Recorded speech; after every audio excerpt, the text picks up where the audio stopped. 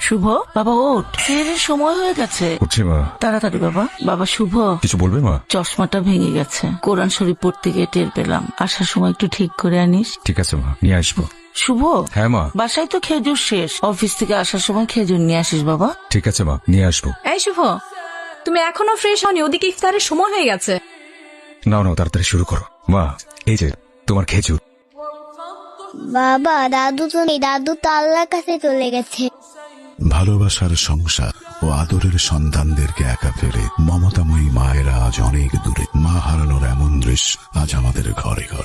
যে মানুষটির পরম আদরে পরম মমতায় কাটে আমাদের প্রতিটি মুহূর্ত, প্রতিটি দিন, সে মানুষটি আমাদের মা। আর সেই মাকে শুধু মা দিবসেই কেন, প্রতিদিনই বলবো, মা তোমাকে ভালোবাসি, অনেক ভালোবাসি। মায়ের সাথে কাটানো প্রতিটি দিনই আমাদের মা দিবস। রমাদান ও ঈদের স্বর্গীয় মুহূর্ত মায়ের সান্নিধ্যে